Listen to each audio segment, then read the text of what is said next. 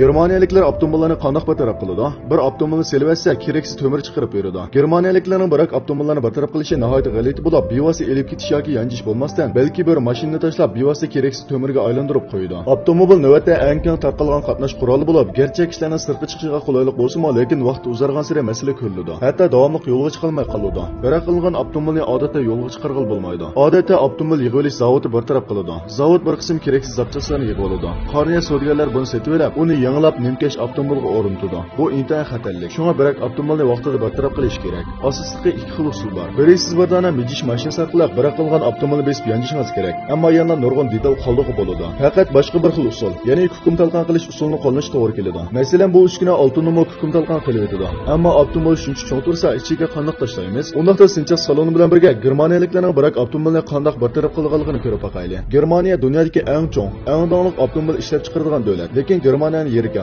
odim shalam, emgak kuchi yetarsiz. Faqat sun'iy usulda avtomobil ishlab chiqarishga ko'proq tayinadi. Bo'lmasa maymun yo'ldan 6 yilgacha ora mashina bitkizoladigan gap. Germaniya kuchli mashinasozlik davlati bo'lib, ig'ir sanoatda taraqqiy qildirib, har xil mashinalarni yasab chiqqan. Germaniyada ishlab chiqarilgan avtomobillarning ko'pinchisi mashina orqali avtomatlashtirib ishlab chiqariladi. Ba'zida ish o'rnini ko'paytirish uchun onda-sonda ishchilarni ishlatiladi. Lekin Germaniya mashinalari har qancha yaxshi bo'lsa-mu, mangu haydagil bo'lmaydi. Eng oxirida o'xshash kirakdan chiqadi. Biroq avtomobillarni bartaraf qilish uchun Germaniyadagi bir xumar shirkati maxsus cho'ng tipdagi izish mashinasi yasab chiqqan. U bo'lsa-mu VB 950 DK. Umumiy egizligi 2.2 metr, kengligi 1.4 metr. Aytishlar qaraganda u dunyo bo'yicha eng kuchli izish mashinasi ekan. Undaqda zodi qanchalik kuchli? Izish mashinasiga 2 motor o'rnashtirilgan. Biri olinishni kontrol qilib izishga mas'ul. 271 ot kuchiga ega. Bir avtomobilni izishga keng tasha yetadi. Yana bir motor yetkazish tasmasidan buzilgandan keyingi avtomobil zapchastlarini izish taxtasiga to'shni kontrol qildi. Uning orqa qismidagi material kirgizish uskundan umumiy sig'imi 110 ming kub metr bo'lib, mayli kichik tipdagi avtomobil bo'lsin yoki og'ir tipdagi yuk avtomobil bo'lsin, hammasini bevosita tashlagan bo'ladi. Uningki yangidan ish boshlaydi.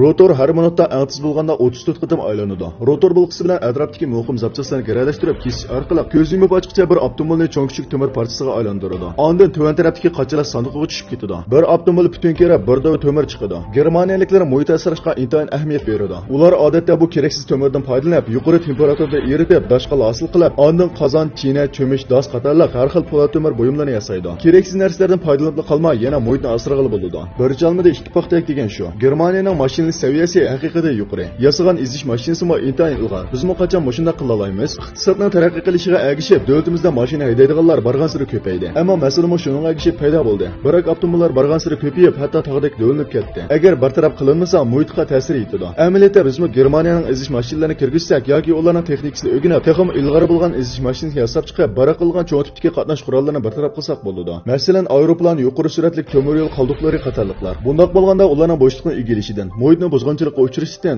ansirmasak bo'ladi. Bu san mazmun musha yerda oyoqlashdi. Mazmun zarra yarg'an bo'lsa, yulduz belgisini besib o'tadi.